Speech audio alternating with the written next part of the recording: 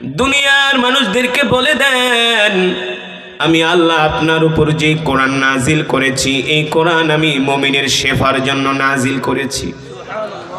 এই কোরআন আমি মুমিনের মুক্তির জন্য নাজিল করেছি।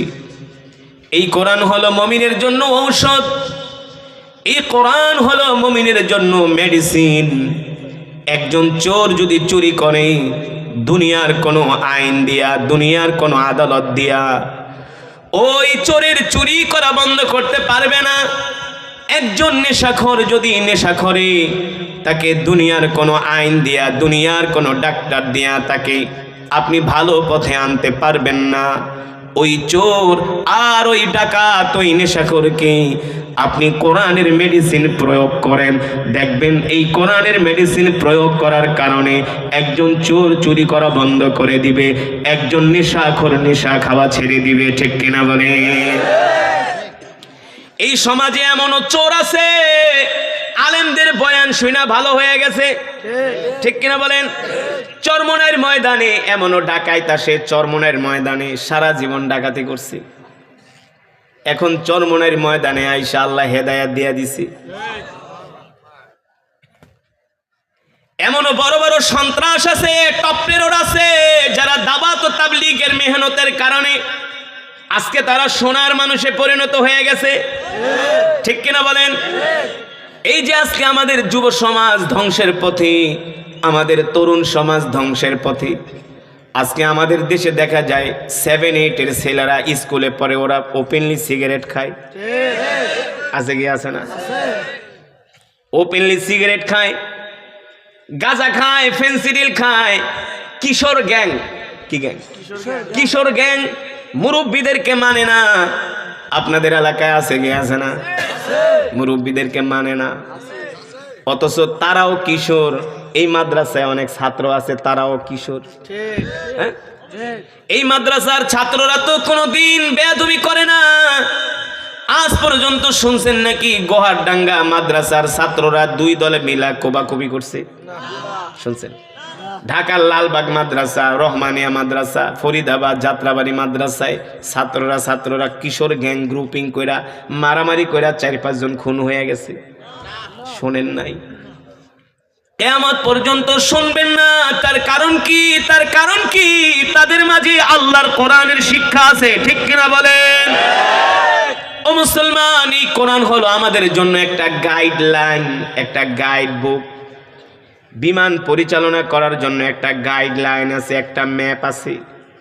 বিমানটা যখন শাহজালাল আন্তর্জাতিক বিমানবন্দর থেকে চালানো হয়, তখন একটা ম্যাপ দেওয়া হয়, বইলা দেয় এই ম্যাপ অনুযায়ী আমরা ঢাকা থেকে জেদ্দা যাব এত ঘন্টায়, আমরা এই সমুদ্রের উপর দিয়ে যাব, এই পাহাড়ের উপর দিয়ে যাব, এই দেশের উপর দিয়ে যাব। যদি পাইলট বলে না আমি ম্যাপের ডিরেকশন মানি না, ম্যাপ ছাড়া আমি সৌদি আরব যাব, তাহলে ওই বিমান সৌদি তো দূরের কথা, সেই বিমান চলে যাবে আটলান্টিক মহাসাগরে। ঠিক কিনা বলেন?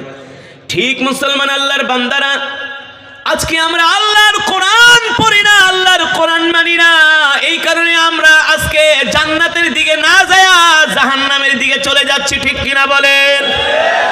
ও যুবক, ও মুসলমান, আমি আপনাদের সামনে যে কোরআনুল কারীমের তেলাওয়াত করলাম, আল্লাহর নবী বিশ্ব নবী রাহমাতুল লিল আলামিন, যার উপরে কোরআন নাজিল হয়েছে, সুবহানাল্লাহ বলেন, যার উপরে কোরআন নাজিল হয়েছে, বিশ্ব নবী রাহমাতুল লিল আলামিন একদিন মসজিদে নববীর পাশ দিয়ে হেঁটে যাচ্ছেন, দেখলেন মসজিদে নববী থেকে কোরআনুল কারীমের তেলাওয়াতের আওয়াজ ভেসে আসছে।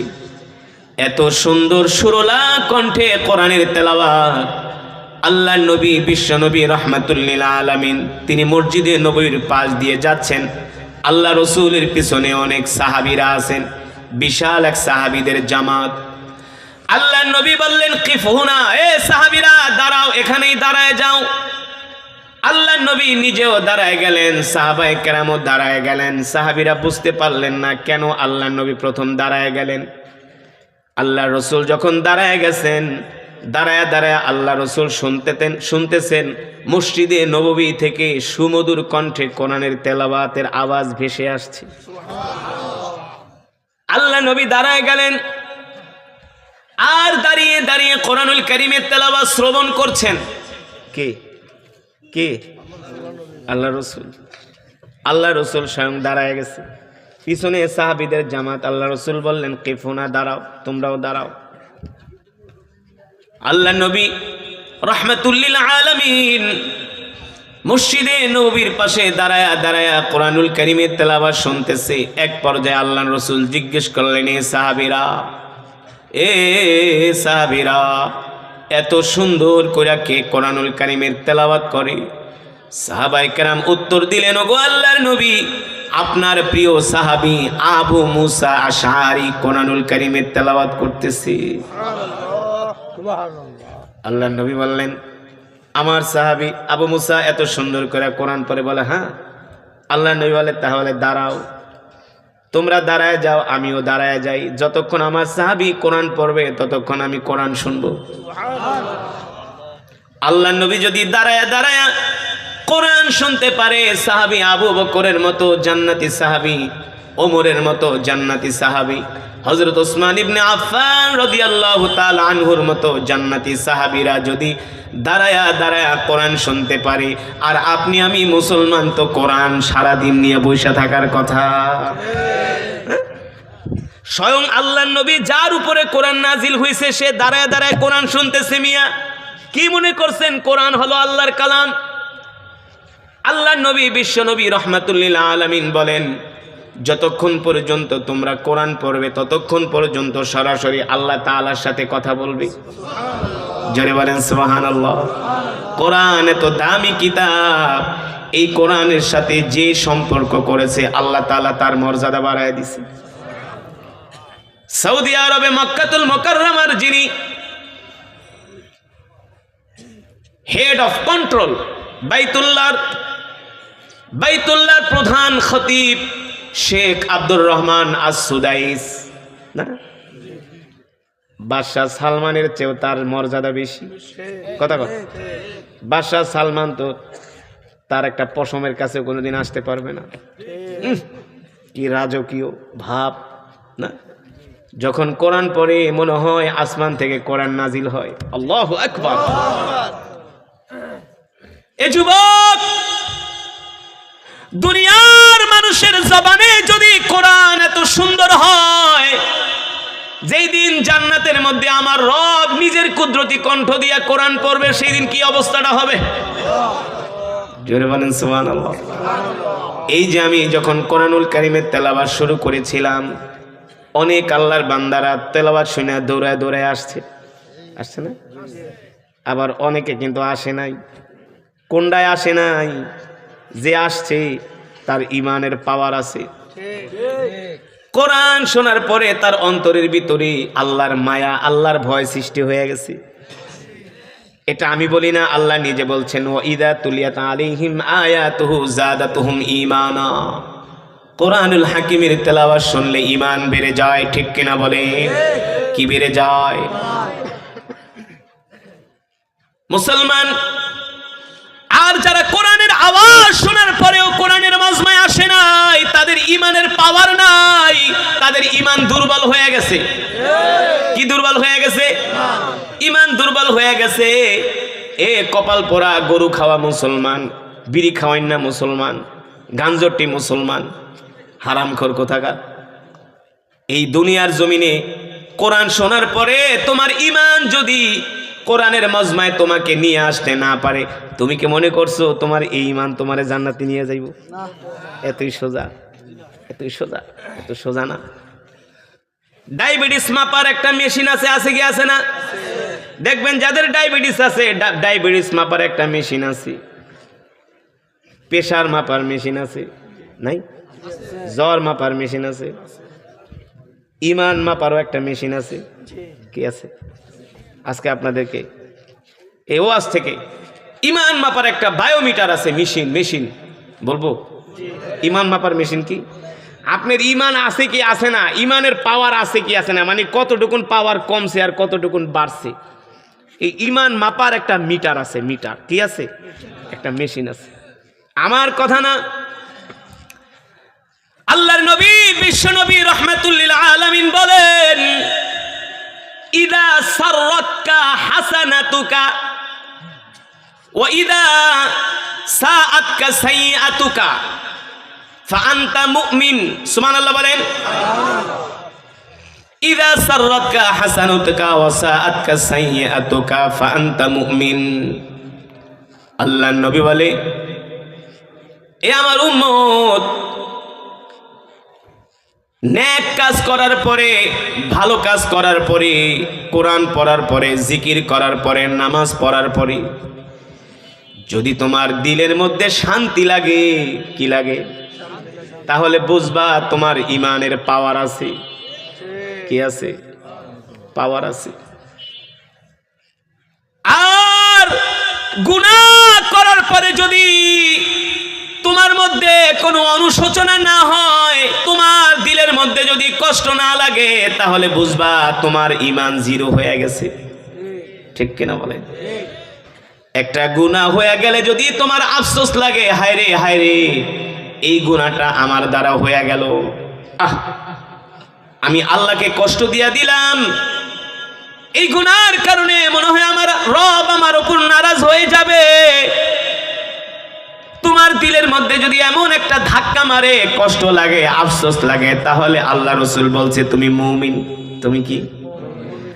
আর গুনাহ করার পরে যদি তোমার অনুশোচনা না হয়, আফসোস না লাগে, কষ্ট না লাগে, তাহলে বুঝবা তোমার ঈমান দুর্বল হয়ে গেছে, আর এই ঈমান তোমাকে জান্নাতে নিতে পারবে না। ঠিক কিনা বলি?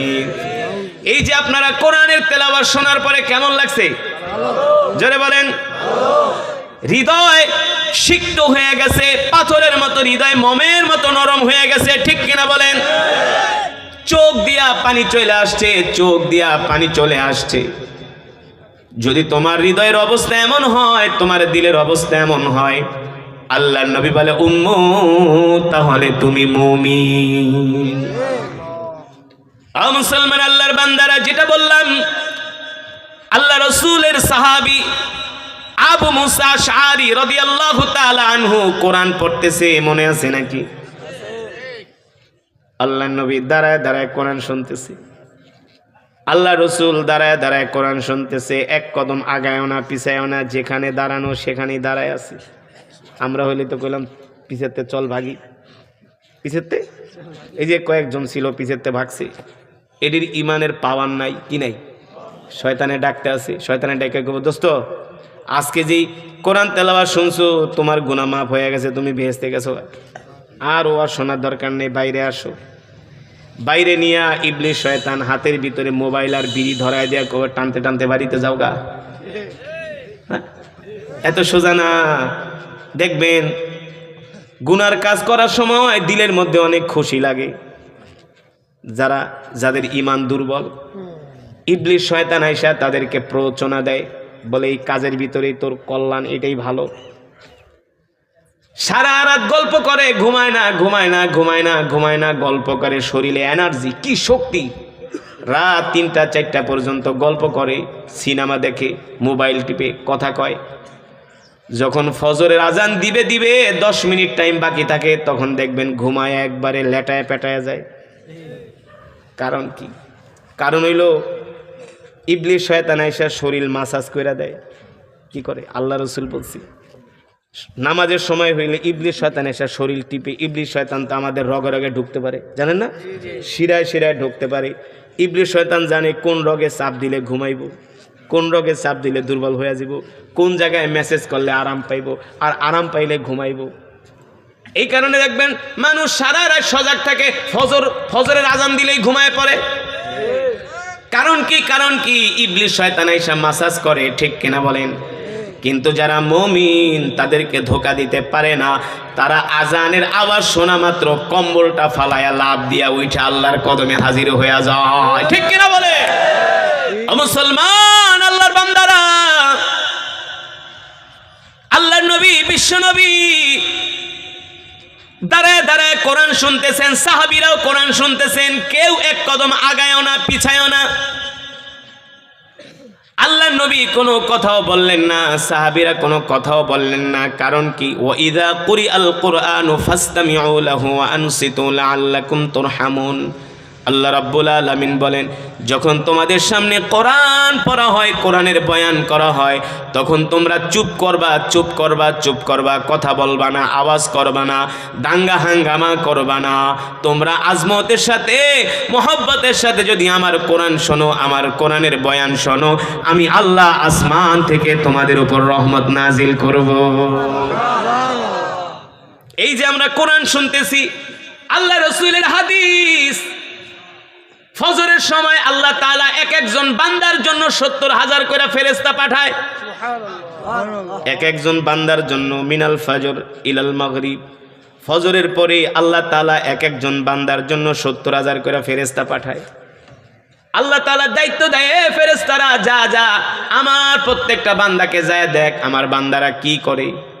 যারা ফজরের নামাজ পড়ে, জিকির করে, কোরআন পড়ে, তসবিহ পড়ে, আল্লাহর হুকুম মানে, দ্বীনের দাওয়াত দেয়। ফেরেশতারা আয়েশা যখন ভালো কাজের মধ্যে দেখে, যখন তাদের ডিউটি শেষ হয়ে যায়, এই ৭০,০০০ ফেরেশতাকে আল্লাহ তাআলা এক একজনের জন্য প্রতিদিন পাঠায়। এই ৭০,০০০ ফেরেশতা দুনিয়াতে একবারই আসে, তারা আর শিডিউল পায় না, আর জীবনে কোনোদিন তারা দুনিয়াতে আসতে পারবে না। তাদের দায়িত্ব একদিনের জন্য। তাদের দায়িত্ব, মানুষের দায়িত্ব যখন ১ ঘন্টা একদিনের জন্য হয়ে যায়, তখন কিন্তু সে দায়িত্বটা মন দিয়া পালন করে। আর তারা তো আল্লাহর ফেরেশতা, জমিনে আসে, ফজরের পরে ঘোরে, মসজিদে যায়, দেখে কোনো বান্দা আছে কিনা, মাদ্রাসায় যায় আছে কিনা, খানকায় যায়, চায়ের দোকানে যায়, বাজারে যায়, ঘাটে যায়, দেখে কোন বান্দা কি করে কি করে। যখন মাগরিব হয়ে যায়, আল্লাহ তাআলা ডাক দেয়, এ ফেরেশতা আয় আয়, তুই যে ফজরের সময় দুনিয়াতে গেলি, আমার কামালউদ্দিন, আমার জামালউদ্দিন, আমার আব্দুর রহমান রে কোন অবস্থায় দেখছস? ফেরেশতারা ডাক দিয়ে বলে, আল্লাহ, যে দেখি আপনার বান্দা কামালউদ্দিন, জামালউদ্দিন, আব্দুর রহমান ফজরের নামাজ পড়া মসজিদে বৈশা বৈশা জিকির করতেছে। আল্লাহ রাব্বুল আলামিন ডাক দিয়া বলে, ফেরেশতারা রে, তুই আমার বান্দাকে দেখছস? আমার বান্দা কোরআন পড়তেছে, জিকির করতেছে। তোর দায়িত্ব হলো কিয়ামত পর্যন্ত তুই ৭০,০০০ ফেরেশতা তোরা আমার এই বান্দার জন্য মাগফিরাতের দোয়া করতে থাকবি। আবার যখন মাগরিবের পরে ৭০,০০০ ফেরেশতা নাজিল হয় ফজর পর্যন্ত, আল্লাহ তাআলার ফেরেশতারা এলাকার মাঠে ঘাটে ঘুরে, রাস্তায় ঘুরে, দেখি আমরা কি করি। এই যে আপনারা কোরআনের মজমায় বৈশা বৈশা কোরআনের বয়ান, কোরআনের তেলাওয়াত শুনতেছেন, এই ফেরেশতারা যখন ফজর হয়ে যাবে, আল্লাহ ডাক দিয়া বলবে, ফেরেশতা বল বল আমার বান্দাদেরকে কোন অবস্থায় দেখছস? তখন ফেরেশতারা বলবে, আল্লাহ, অমুক গ্রামের অমুক জায়গায় একটা কোরআনের মাহফিল হইছে, আমরা কিন্তু আপনার বান্দাদের কাজায়া দেখছি, আপনার শত শত বান্দারা কোরআনের তেলাওয়াত শুনতেছি। আল্লাহ তাআলা বলবে, এ ফেরেশতারা, তোদের দায়িত্ব হলো তোরা কিয়ামত পর্যন্ত আমার ওই বান্দাদের জন্য দোয়া করতে থাকবি। আল্লাহু আকবার, জোরে বলেন আল্লাহু আকবার। ও মুসলমান, আল্লাহর বান্দারা, ফেরেশতারা আমাদের জন্য মাগফিরাতের দোয়া করে, আমাদের জন্য ক্ষমা প্রার্থনা করে। আল্লাহর নবী, বিশ্ব নবী রাহমাতুল লিল আলামিন, ওই যে দাঁড়ায় দাঁড়ায় কোরআন শুনতেছে, এক কদম আগায়ও না, এক কদম পিছেও না, জায়গার মধ্যে আল্লাহর নবী দাঁড়ায় আছে। ওইদিকে সাহাবী কোরআন পড়তেছে। আল্লাহর নবী তো আর জানে না সাহাবী কতক্ষণ পর্যন্ত কোরআন পড়বে, জানে? আমরা হলে তো বলতাম, হুজুর চলেন, শোনা হয়ে গেছে, আর দরকার নেই। আল্লাহর নবী তো আর জানে না সাহাবী কতক্ষণ কোরআন পড়বে, কিন্তু আল্লাহ রাসূল দাঁড়াই আছেন, দাঁড়াই আছেন, দাঁড়াই আছেন, সাহাবীও পড়তে আছে, পড়তে আছে, পড়তে আছে। ঘন্টার পর ঘন্টা চলে যায়, আল্লাহ নবী দাঁড়ায় দাঁড়ায় কোরআন শোনে। যখন সাহাবীর কোরআন তেলাওয়াত শেষ হয়ে যায়, আল্লাহ নবী ডাক দিয়ে বলে, সাহাবী, এতক্ষণ পর্যন্ত আমার কোন সাহাবী কোরআন পড়লো? সাহাবায়ে কেরাম বলে, ও আল্লাহর নবী, কোরআনের কারি আবু মুসা আশআরী কোরআন পড়েছে। আল্লাহ নবী বলে, যাও তাকে ডাক দিয়ে আমার কাছে নিয়ে আসো। সুবহানাল্লাহ। কে বললেন? কে বললেন? আল্লাহ রাসূল। যাও সাহাবীকে আমার কাছে ডাক দিয়ে নিয়ে আসো। সাহাবী আবু মুসা আশআরী রাদিয়াল্লাহু তাআলা আনহুকে ডাক দিয়ে না হলো, ডাক দিয়ে না হলো। আল্লাহ নবী প্রশ্ন করলেন, আনতা করাতা, তুমি কি এতক্ষণ পর্যন্ত কোরআন পড়তেছিলা? আনতা করাতা ফিল কোরআন, তুমি কি এতক্ষণ পর্যন্ত কোরআন পড়তেছিলা?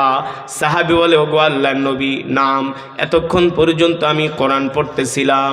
আল্লাহ নবী বলে, সাহাবী রে, তুমি কি জানো যতক্ষণ পর্যন্ত তুমি কোরআন তেলাওয়াত করেছো, আমি ততক্ষণ পর্যন্ত দাঁড়িয়ে দাঁড়িয়ে তোমার তেলাওয়াত শুনেছি। সুবহানাল্লাহ বলবেন না? আল্লাহ নবী দাঁড়ায় দাঁড়ায় কোরআন শুনছে, আর আপনি আমি ধৈর্য নাই, সবর নাই, হতাশ হয়ে যায়, মসজিদে যায় বসতে চাই না। জুমার দিনও মসজিদে যায় 1:20, 12:30 জুমার দিনে মসজিদে যায় না, আগে আগে যায় না, যায় খুতবা শেষ হওয়ার পরে 1:25 আছে কি আছে না, এমন মুসলি নাই। জুমার নামাজ সপ্তাহে 1 দিন পরে, ওক্তের নামাজ তো পড়েই না, এটা তো বাদই দিলাম, পড়ে না। জুমার দিনও যায় 1:20-25, ধৈর্য নাই। ইমাম সাহেব যদি একটু লম্বা বয়ান করে, হুজুরের দিকে চোখ বড় বড় করে তাকায়, আবার হুজুরের নির্দেশ দেয়, হুজুর ওয়াজ এত লম্বা করলেন কে, মোনাজাত এত লম্বা করলেন কে? ধৈর্য নাই, সবর নাই।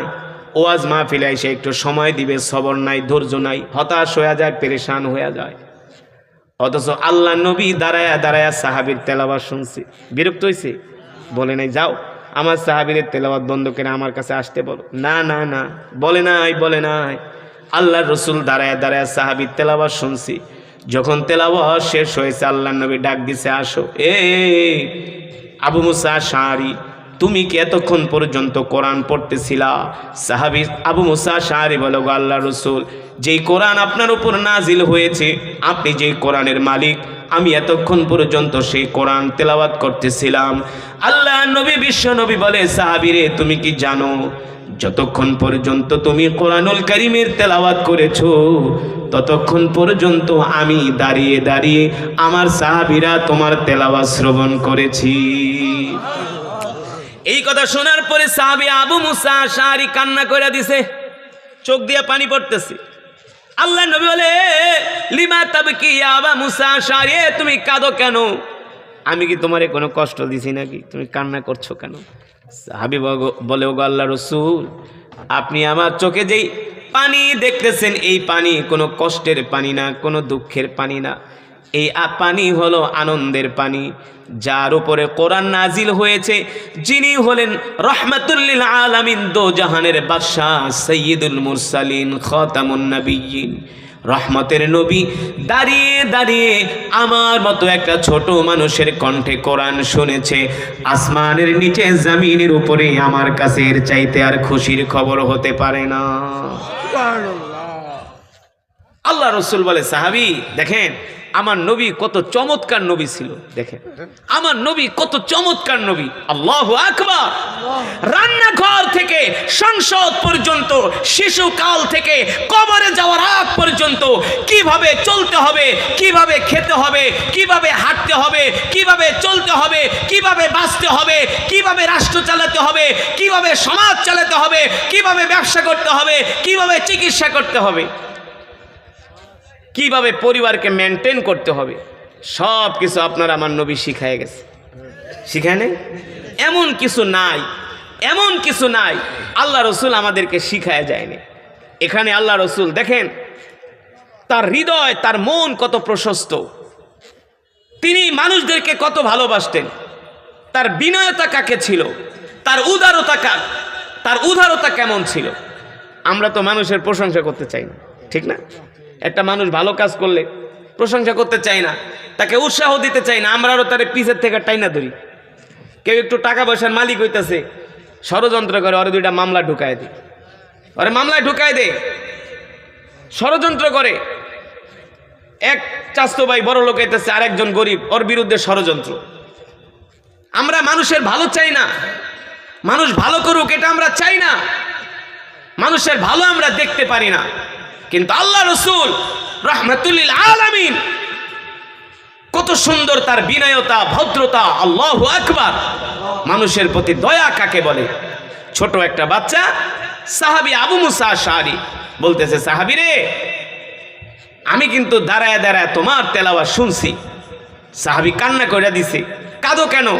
বলে, শোনেন, আপনি দাঁড়ায় দাঁড়ায় আমার তেলাওয়াত শুনছেন, আমার কাছে এর চাইতে আর খুশির খবর হতে পারে। আল্লাহ রসুল বলে, সাহাবী তুমি কি জানো এই যে এত সুন্দর করে তুমি কোরআন পড়ো, আল্লাহ তোমার জন্য কি নেয়ামত রাখছে? সাহাবী বলে, আল্লাহ রসুলই ভালো জানেন। সাহাবী, আল্লাহ রসুলই ভালো জানেন। এই কথা বলার পরে আল্লাহ রসুল বলে, সাহাবী রে, এই যে তুমি এত সুন্দর করে কোরআন পড়ো, মানুষদেরকে কোরআন শোনাও, এই জন্য আল্লাহ তাআলা তোমার জন্য জান্নাত রেডি করে রাখছে। জান্নাত রেডি করে রাখছে। যদি সহজে জান্নাতে যেতে চান, আল্লাহর কোরআন শিখেন, আল্লাহর কোরআন পড়েন।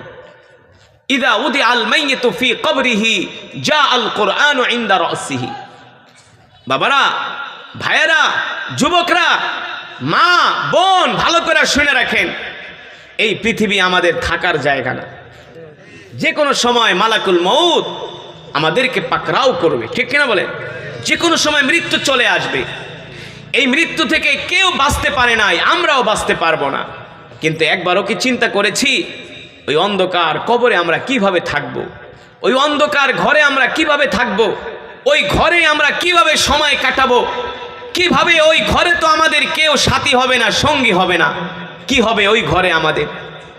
ওই কবর, অন্ধকার কবরে যদি আপনি শান্তিতে থাকতে চান, নিরাপত্তার সাথে থাকতে চান, আনন্দের সাথে থাকতে চান, আল্লাহ রসুল বলে, উম্মত তুমি আল্লাহর কোরআন পড়ো, আল্লাহর কোরআনকে ভালোবাসো, আল্লাহর কোরআন অনুযায়ী জিন্দিগিটাকে পরিচালনা করো। যখন তুমি ইন্তেকাল করবা, তোমাকে যখন কবরের মধ্যে শোয়াবে, ইদা উদি আল মাইয়িতু ফি কবরিহি জা আল কোরআন ইনদা রাসিহি, তোমাকে কবরে ঢোকানোর সাথে সাথে তোমার কবরের উপরে বাঁশ দিয়ে, বাঁশের চাটাই বিছানোর সাথে সাথে, কলা পাতা দিয়া, মাটি দিয়া কবরটাকে ঢেকে দেওয়ার সাথে সাথে আল্লাহর কোরআন তোমার কবরে যে তোমার মাথার সামনে দাঁড়াইয়ে তোমার কবরটাকে আলোকিত করবে, তোমার কবরটাকে আলোকিত করবে। ওই কবরে তোমার কোনো চিন্তা থাকবে না, তোমার কোনো ভাবনা থাকবে না, কোনো পেরেশানি থাকবে না। আল্লাহর কোরআন তোমাকে পাহারা দিবে। সুবহানাল্লাহ বলেন। এই কারণে বাবারা, ভাইয়েরা, আমরা যারা কোরআন পড়তে পারি না, আমরা নিজেরা কোরআন পড়ব, আমাদের সন্তানদেরকে কোরআন শিখাবো। রাজি আছেন ইনশাআল্লাহ? যারা কোরআন পড়তে পারেন না, শোনেন, প্রতিদিন পারলে এক পারা, না পারলে কয়েক পৃষ্ঠা, না পারলে কয়েক আয়াত আপনি আপনার ইবাদতের মধ্যে আল্লাহর কোরআনের তেলাওয়াতটাকে রাখেন প্রতিদিন, এভরিডে, কোনোদিন ছাড়বেন না। মৃত্যুর রাত পর্যন্ত মোবাইলে এখন অ্যাপসের মাধ্যমে কোরআন পড়া যায়। আপনি মোবাইল দেখে দেখে কয়েক পৃষ্ঠা পড়েন, কয়েক আয়াত পড়েন। অর্থাৎ যদি আপনার এই দিন মৃত্যু হয়ে যায়, যাতে কোরআনুল কারীমের একটু তেলাওয়াতের আমল যাতে আপনার আমল নামার ভিতরে থাকে, এই উসিলায় আল্লাহ তাআলা আপনাকে আমাকে ক্ষমা করে দিতে পারে। এই কারণে আমরা নিজেরাও কোরআন পড়ব, আমাদের সন্তানদেরকেও কোরআন শিখাবো, আমাদের ঘরওয়ালি, আমাদের কন্যা সন্তানদেরকে আমরা কোরআন শিখাবো, কোরআন পড়ব। আমাদের সমাজ হবে কোরআনের সমাজ, আমাদের ঘর হবে কোরআনের ঘর। রাজি আছেন ইনশাআল্লাহ? আল্লাহ রসুল বলছেন, যেই ঘরে কোরআন নাই ওই ঘরটা হলো একটা বিরান ভূমি।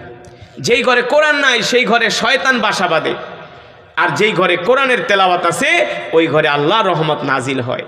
এই কারণে আজ থেকে আমরা ওয়াদা করব, জীবনে যতদিন বাঁচব 5 ওয়াক্ত নামাজ পড়ব, আল্লাহর কোরআন শিখব, আল্লাহর কোরআন পড়ব। রাজি আছেন ইনশাআল্লাহ? কে কে আল্লাহর কোরআন শিখবেন হাত উঠান। 5 ওয়াক্ত নামাজ কে কে পড়বেন হাত উঠান। ডাক দেন, ইয়া আল্লাহ। আরো জোরে বলেন, ইয়া আল্লাহ। ওয়াদা করলাম আপনার কোরআন শিখব, 5 ওয়াক্ত নামাজ পড়ব। আল্লাহ আমাদের তৌফিক দেন, আল্লাহ আমাদের তৌফিক দেন, আল্লাহ আমাদের কবুল করে নেন। বলি আমিন। আরো জোরে সরে বলি আমিন। হাত নামান। 5টা ওয়াক্ত নামাজ পড়বেন আর কোরআনুল কারীমের তেলাওয়াত করবেন। গুনাহ থেকে বেঁচে থাকবেন, হারাম থেকে বেঁচে থাকবেন।